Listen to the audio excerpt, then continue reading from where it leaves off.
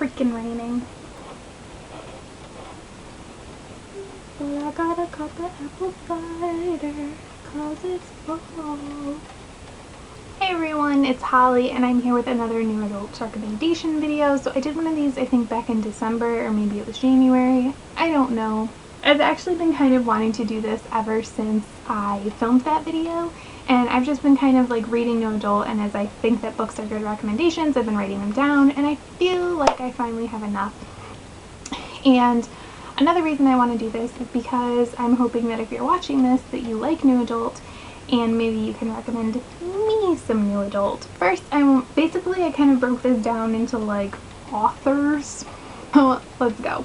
So first is Laferrara. I don't think that should come as a surprise. I have read 2 books by her, Everything Between Us and Only Between Us, although technically Only Between Us comes first. I just didn't read them in that order. I'm not a big reading in order person. These are both, the first one especially is pretty, the main character is, the female character is in college.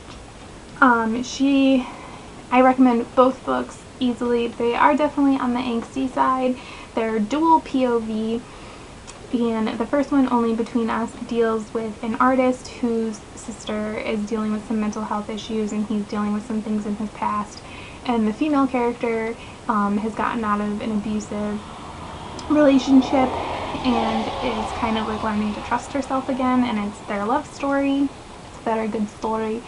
And then Everything Between Us, the main male character is an artist as well, and then the main female character suffers from severe anxiety, and that's kind of how they get hooked up.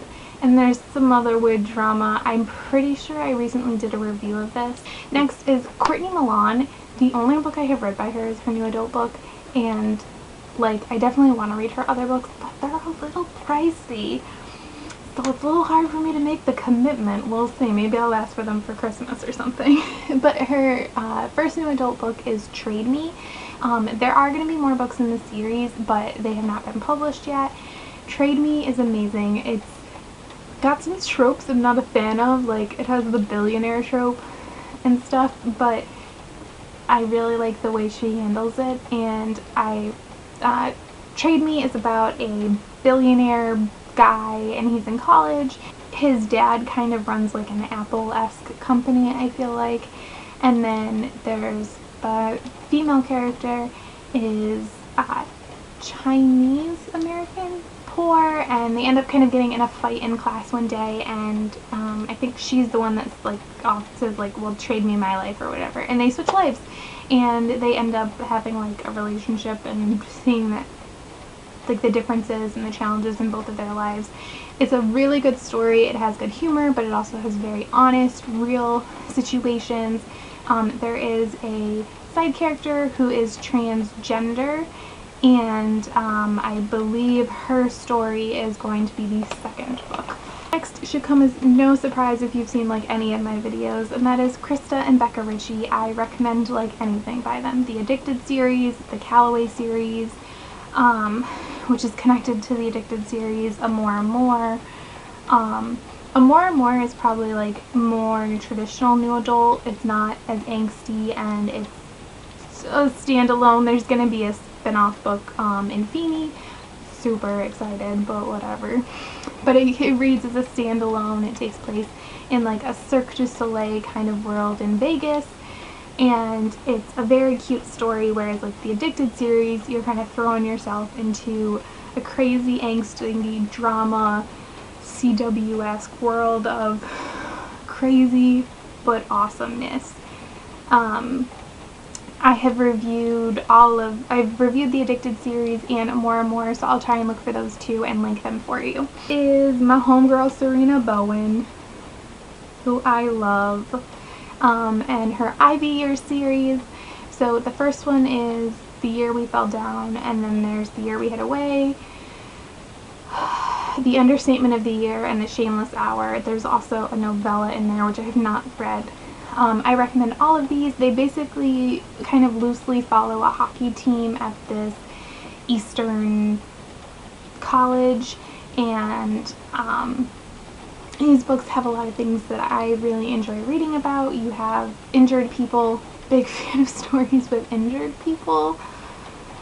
I feel like that makes me sound like a horrible person, but I really like it. They have hockey in them. They're definitely a little on the angsty side, but they also have a big chunk of humor in them, so it kind of like weighs out really well. And the third one in the series is a male-male romance, in case you want that or you don't want that, you can know.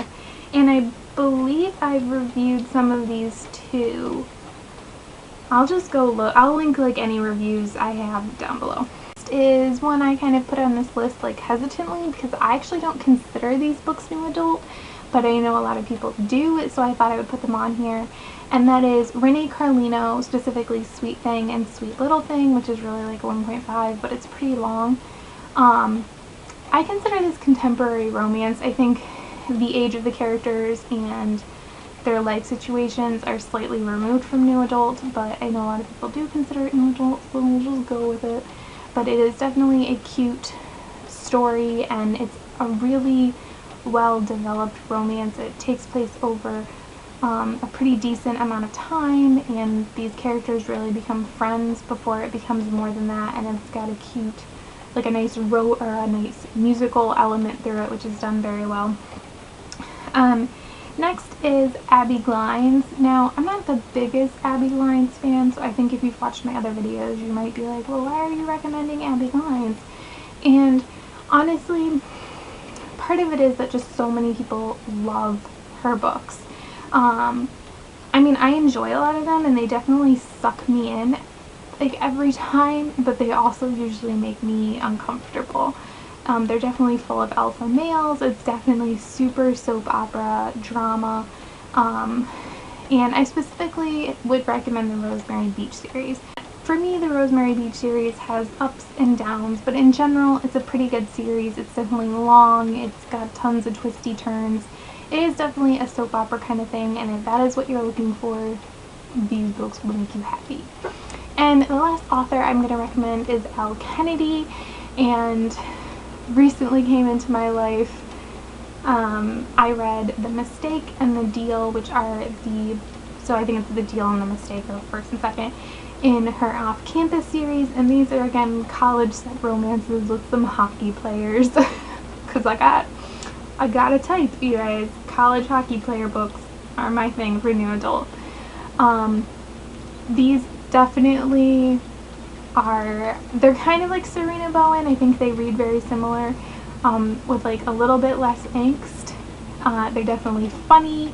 They're great. They have great romances. They have great friendships. Especially, I feel like the core like run through the series is this group of male friends, which I really like. I love male friendships, and I mean I like lady friendships too, but male friendships has been really what I've been like craving lately. I kind of feel like the Addicted series like got me hooked on that, and now I'm just like constantly looking for it in everything that I read. So yes, those are my new adult recommendations. If I continue to read new adult and feel like I should do a part 3 for this, I will. Like I said, if you have any recommendations for me, feel free to let me know it down in the comments. I'm pretty open-minded when it comes to new adult. So yeah, and especially if you have recommendations that aren't contemporary, feel free to let me know too. I know Janine Frost has one. I know Jennifer Armentrout has some. So thank you so much for watching. Bye!